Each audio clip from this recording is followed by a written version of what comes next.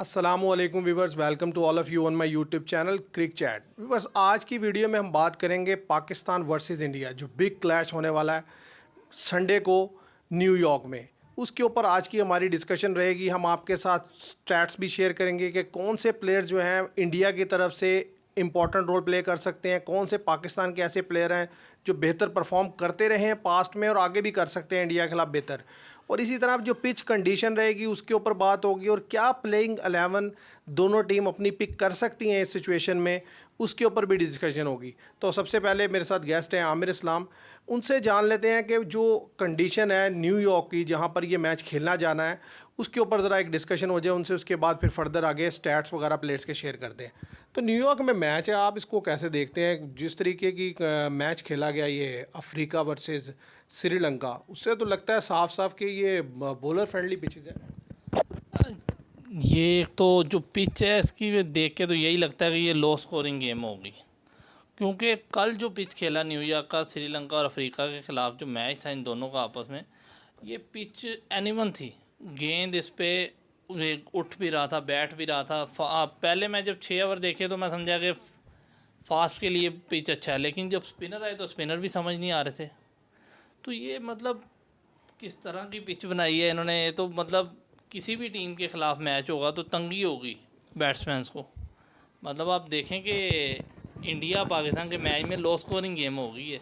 नहीं, वो नज़र भी आया कल जिस तरीके का जब मैच हुआ उस जब यानी कि उनका जो साउथ अफ्रीका श्रीलंका का जो मैच हुआ है, उसमें अगर आप देखें तो सिचुएशन ऐसी थी कि पहले टाइम भी विकेट बुरा खेला है, सेकंड टाइम उससे ज़्यादा बुरा खेला है। दोनों टीम के लिए प्रॉब्लम रही है। और यानी कि बैट्समैन इंतहाई स्ट्रगल किए हैं। अगर खाली ये बात श्रीलंका तक होती तो हम कह सकते थे कि श्रीलंका आउट ऑफ फॉर्म है, श्रीलंका के पास उतने हाई स्ट्राइक रेट वाले प्लेयर नहीं है। ऐसा ही है। लेकिन यहाँ तो सिचुएशन ये थी कि भाई प्लेयर्स थे, लेकिन अब जैसे मार्करम है 150 का स्ट्राइक रेट है, ठीक है, इसी तरह क्लासन का 147, तो सारे 150 160 के स्ट्राइक रेट के प्लेयर हैं, लेकिन रन नहीं बना सके। ऐसे ही लंका की बॉलिंग हल्की है अभी, लेकिन कल उन्होंने 16 ओवर में खींचा ये मैच, 16 ओवर तक खींचा मैच को। तो वीवर, जिससे एक बात तो आप ये जहन में रखें कि जो पाकिस्तान और इंडिया का जो मैच है संडे को, ये लो स्कोरिंग गेम होने वाला है, क्योंकि ज़्यादा चांस है, क्योंकि अभी तक जो पिचेस हमने देखी हैं जिसपे इंडिया बांग्लादेश ने अपना वार्म अप मैच खेला था, वो भी विकेट डिफिकल्ट थी, और ये भी विकेट जो है ये तो बहुत ही डिफिकल्ट पिच थी जिसपे मैच हुआ। तो फास्ट बॉलर के लिए जो है बहुत ज़्यादा मदद होने वाली है। तो आपको क्या लगता है कि इंडिया की तरफ से कौन से प्लेयर्स ऐसे हैं जिनको पाकिस्तान को देखना होगा बैटिंग में, कि या बॉल के एज अ बॉलर उनको देखना होगा कि भाई ये बैट्समैन जो है ना ये हमारे लिए प्रॉब्लम कर सकते हैं? अच्छा, इंडिया की तरफ से जो प्लेयर हैं जो पाकिस्तान के लिए प्रॉब्लम कर सकते हैं वो विराट कोहली। अच्छा, पाकिस्तान के ख़िलाफ़ उनकी 81 की एवरेज है T20s में, और तकरीबन 550s बना चुके हैं वो पाकिस्तान के ख़िलाफ़, और बड़ा ज़बरदस्त खेलते हैं, बड़ा इजी पिक करते हैं वो पाकिस्तानी बॉलरों को। लास्ट जो मैच हुआ है मेलबर्न में, वो भी उसने सिंगल हैंडेडली मैच जिताया विराट कोहली ने। आ गया वो, बाकी तो हमने सारों को हैंडल कर लिया था, लेकिन कोहली नहीं हैंडल हो सका। और वो लास्ट 2 शॉट्स जो उन्होंने मारी हारिस स्टोव को, एक्सीलेंट थी। एक्सीलेंट शॉट थी जो उसने लेग स्टंप पे यानी फ्लिक किया है, और एक जो स्ट्रेट डाउन द ग्राउंड खेला है, बहुत शानदार, बहुत शानदार। तो इसके अलावा विराट कोहली के अलावा आप कौन सा बैट्समैन समझते हैं जो प्रॉब्लम कर सकता है? विराट कोहली के अलावा जो बैट्समैन प्लेयर प्रॉब्लम कर सकता है वो सूर्य कुमार यादव है।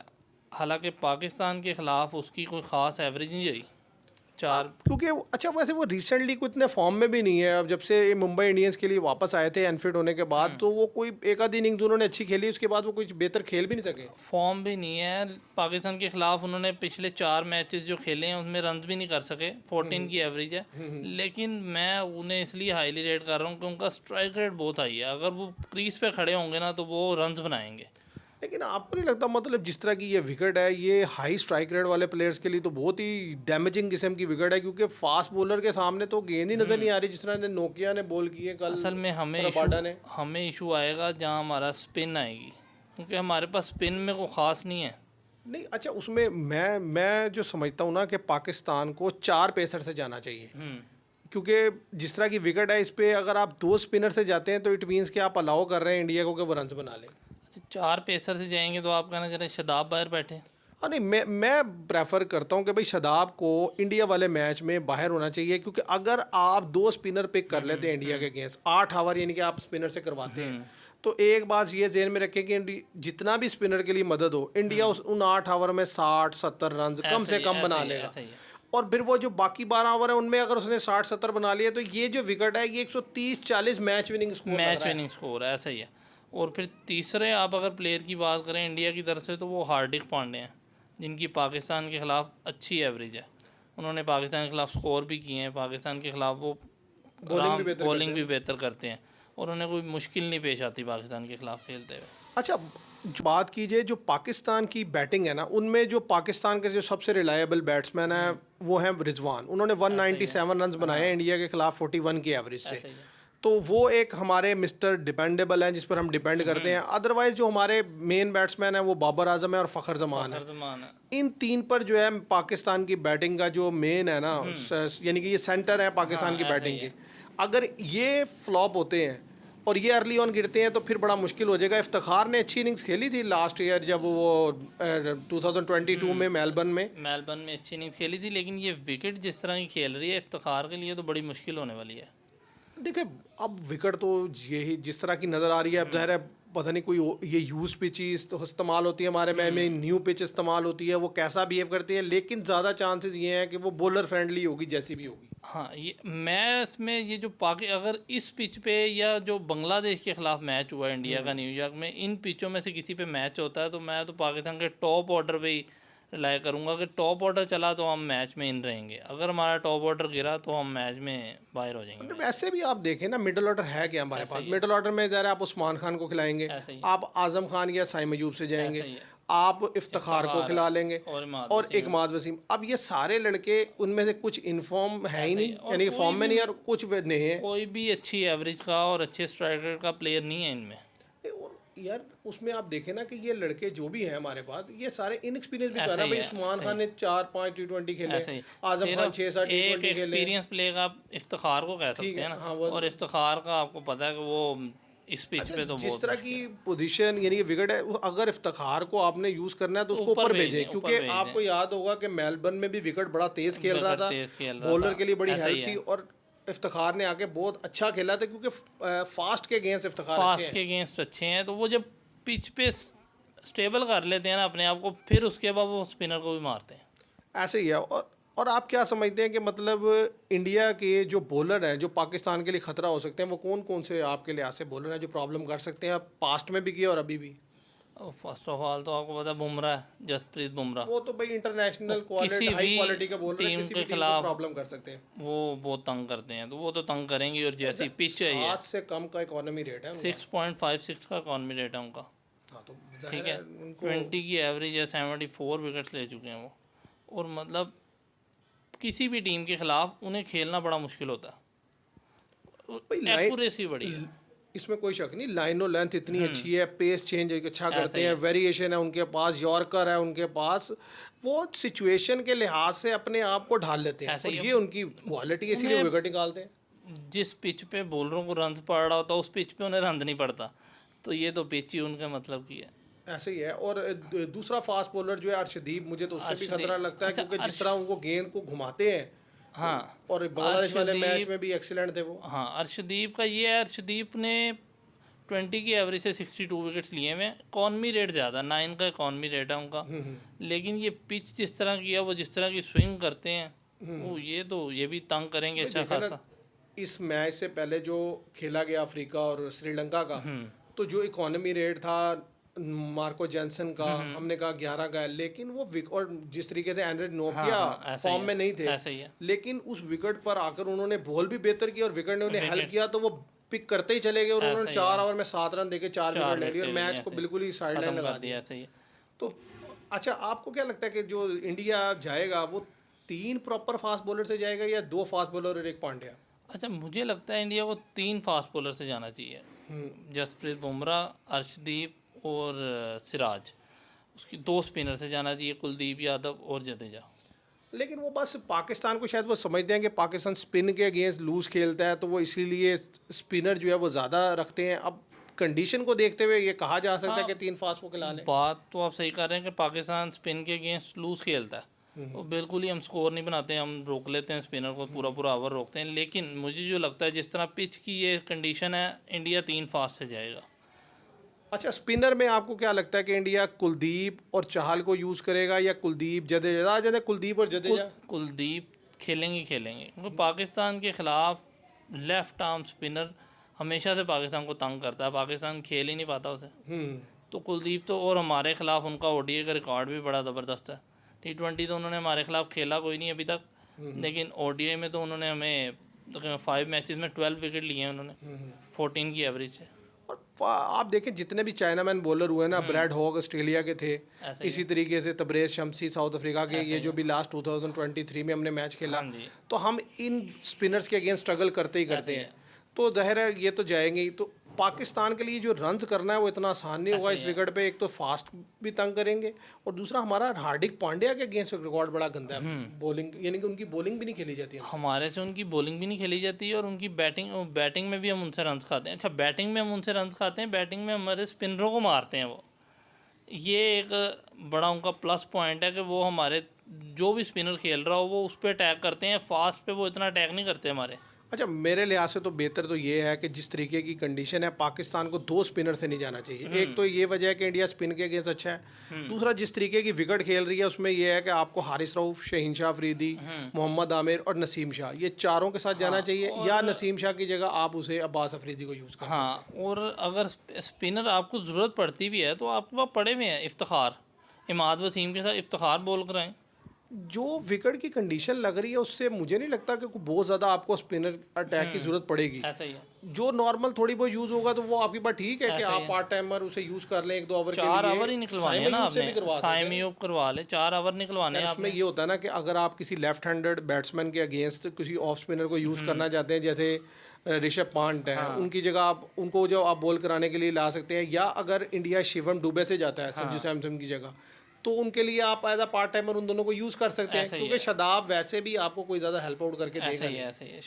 शदाब पिछले 1.5 साल से आप देख रहे हैं बहुत बुरी तरह मार खा रहा है। ओवरऑल मैंने उसकी देखी है, एवरेज ठीक है, विकेट्स भी लिए हुए हैं, 23 की एवरेज से 104 विकेट्स लिए हुए, लेकिन मार बड़ी खा रहे हैं पिछले 1.5 साल से। मतलब वो शुरू में जो शदाब आया था दोबारा वही बन गए हैं।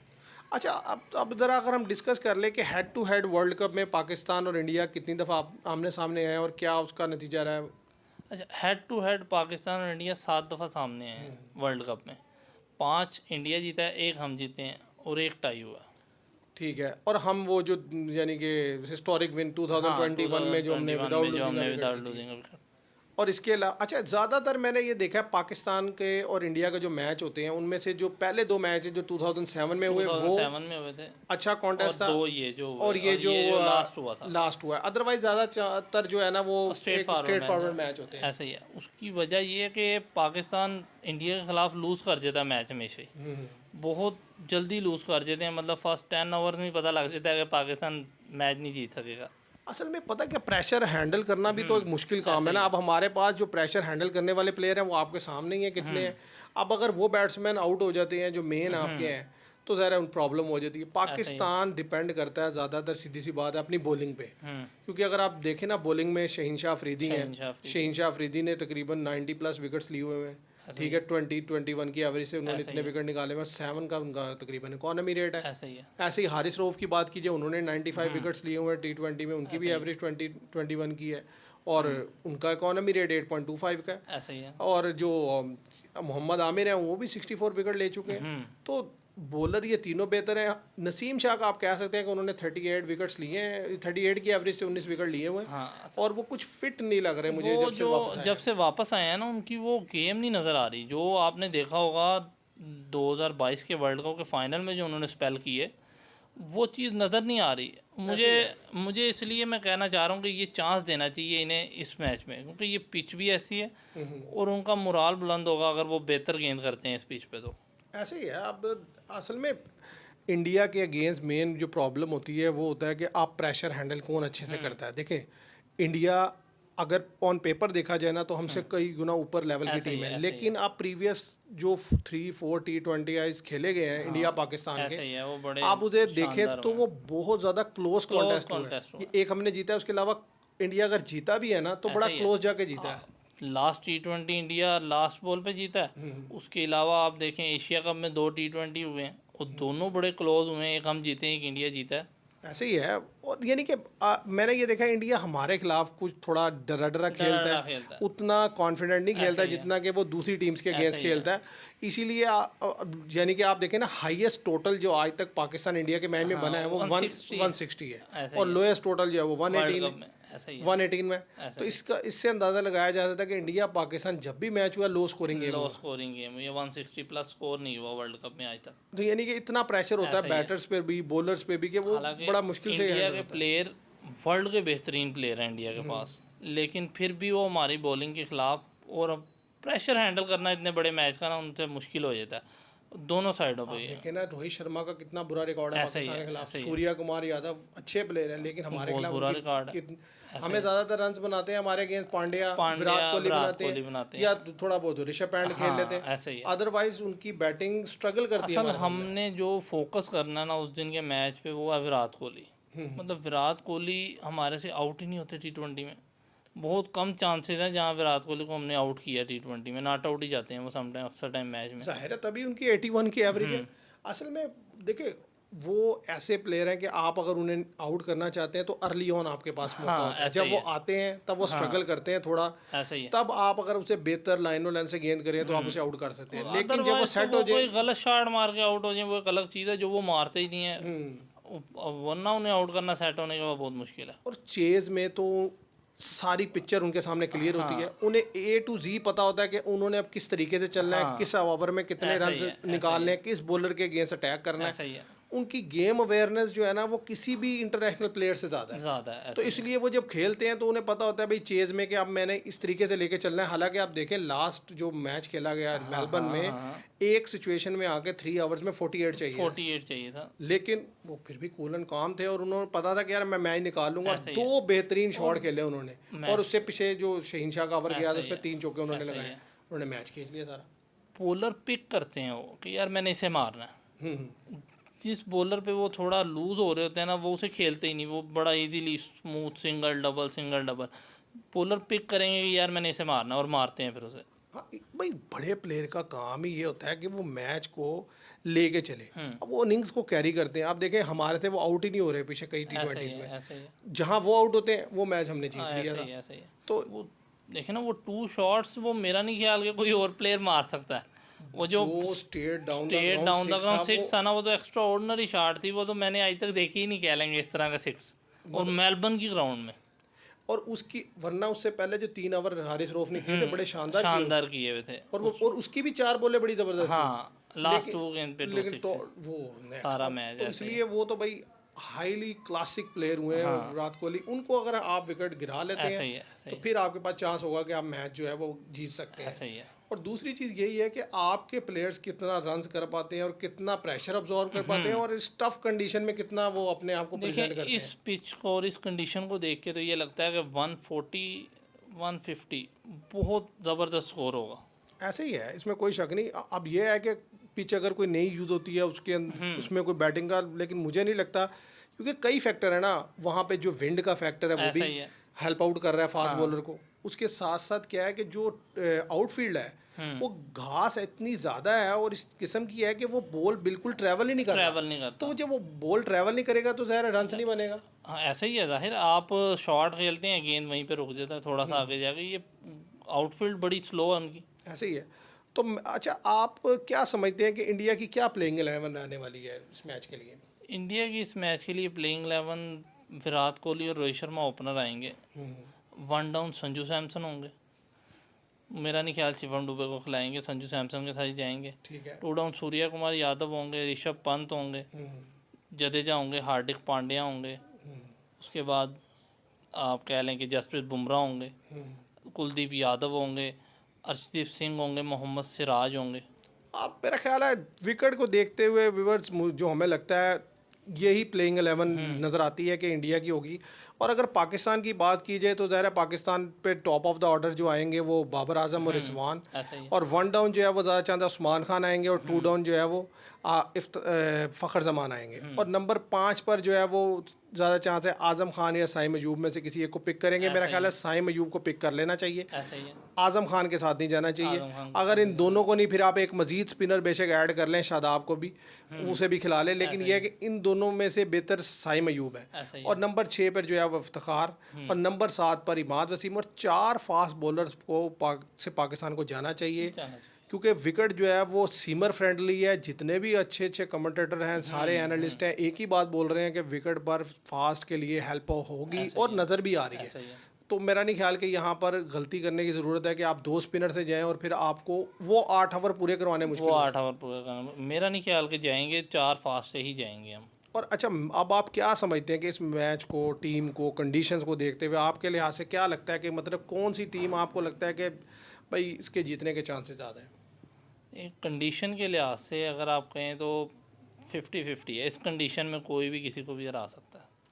अब विवर जी ने ठीक है, ये समझते हैं कि 50-50। मुझे लगता है कि इंडिया को फिर भी कहीं ना कहीं एक अपर हैंड रहेगा। उसकी रीज़न ये है कि उसके जो प्लेयर्स हैं वो, मतलब आप उनको ये कह सकते हैं कि वो अपने आप को सिचुएशन के मुताबिक एडजस्ट कर लेते हैं। तो मैं 60-40, मुझे लगता है कि 60% चांस इंडिया का रहेगा ये मैच जीतने के लिए, 40% पाकिस्तान का चांस है। और वो इस सूरत में है कि पाकिस्तान अगर बेहतर बॉलिंग करवाकर इंडिया को कम रन्स पर रिस्ट्रिक्ट कर लेता है, या अर्ली ऑन बैटिंग करके इतना टारगेट दे दे कि जिसे वो डिफेंड कर सके। तो अब व्यूवर्स देखते हैं, जब मैच अब जैसे करीब आ रहा है, संडे उसमें मैच होगा, फिर उसके बाद मैच के बाद जो भी सिचुएशन रहेगी, जो भी मैच जीतेगा हारेगा, उसके ऊपर अपना एक तज्जिया, एक एनालिसिस देंगे। और अच्छा, जम करने से पहले मैंने लास्ट टाइम भी आपसे कहा था कि हम जो भी लोग कमेंट करते हैं वीडियो पे, तो हम उसका डिस्कस किया करेंगे उनके कमेंट्स के बारे में। तो लास्ट टाइम हसाम ने कमेंट किया था, बड़ा अच्छा कमेंट था कि भाई ये फास्ट और स्पिन दोनों के अगेंस्ट लूज़ है, तो उधर इन्होंने क्या खेलना है? तो उधर या तो फास्ट बॉलिंग होगी या स्पिन होगी, तो फिर खेलना किसे? ऐसे ही। अच्छा, आप देखेंगे फास्ट के अगेंस्ट लूज़ है ना थोड़े से, तो समझ आती है कि एशिया में खेल रहे हैं, तो एशिया की पिचों में फास्ट के लिए इतनी मदद नहीं होती, तो यहाँ पे खेल के फास्ट को ये रन बना लेते हैं। स्पिनर के अगेंस्ट लूज़ हैं, ये बड़ी हैरानी की बात है कि सारा साल स्पिनर को खेलना होता है हमने, लेकिन फिर स्पिनर नहीं फिर खेलना स्पिनर नहीं खेलना आता। ये कमाल देखें आप। ये बड़ी अजीब सी बात है। तो मैं तो उसके कमेंट से एग्री करता हूँ कि वाकई हम दोनों के अगेंस्ट जो है बड़ी बुरी तरह स्ट्रगल कर रहे हैं। और इसके अलावा जो है उनका एक और कमेंट था कि पाकिस्तान को फ़खर जमान के साथ ओपनिंग पे जाना चाहिए। इसके बारे में आप क्या राय है? इसके ऊपर अपनी ओपिनियन दे दें। इसकी ओपिनियन जो है ना, इस पर मेरी यही है कि फ़खर जमान के साथ ओपनर नहीं जाना चाहिए इन्हें फ़खर जमान को 2 डाउन या 1 डाउन ही रखना चाहिए। उसकी वजह है कि आपने पिछले वर्ल्ड कप में भी उनकी इनिंग्स देखी, बड़ी शानदार थी। 2 इनिंग्स जो उन्होंने एक ऑस्ट्रेलिया के ख़िलाफ़ खेली 2021 में, हाँ जी, और इसी तरह उन्होंने एक और इनिंग्स खेली 50 रन की। तो मिडल और सेकंड नंबर पे, थर्ड नंबर पे बड़ा ज़बरदस्त खेलते हैं। ओपनर जाएंगे तो फिर ओपनर नीचे करने पड़ेंगे आपको। और ज़ाहिर है वो जो ओपनिंग के बैट्समैन है वो नीचे जब ऐसा आते ही हैं तो उनके यहाँ पास वो ऐसी शॉट्स नहीं है कि वो उठाकर हिट कर सकें। रिजवान और बाबर में से अगर आप किसी को नीचे रखते हैं तो वो तो नुकसान है हमें। उसकी वजह है कि वो पावर प्ले में तो फ़ायदा उठा सकते हैं, पावर प्ले के बाद उनके पास वो बड़ी हिट्स उस तरह की नहीं है कि वो आते साथ अर्ली ऑन मारें। वो फिर स्टे करेंगे विकेट पे, फिर मारेंगे। उन्हें मेरे ख्याल से तीसरे नंबर पे ही रखना चाहिए फ़खर जमान को। तो व्यूवर्स, ये थी आज की हमारी डिस्कशन पाकिस्तान इंडिया के मैच पे। तो देखते हैं अब जब मैच होगा तो क्या रिज़ल्ट आता है, तो उसके ऊपर भी अपनी डिस्कशन रखेंगे। आप अपना कमेंट दीजिएगा कि आप क्या समझते हैं, आपकी क्या ओपिनियन है, आप हमसे एग्री करते हैं या डिसएग्री करते हैं। जो भी हो आप उसका कमेंट ज़रूर कीजिएगा। मैं उम्मीद करता हूँ आपको हमारी ये वीडियो, ये डिस्कशन पसंद आई होगी। अगर पसंद आए तो लाइक कीजिएगा, शेयर कीजिएगा और चैनल को सब्सक्राइब कीजिएगा। Thank you very much.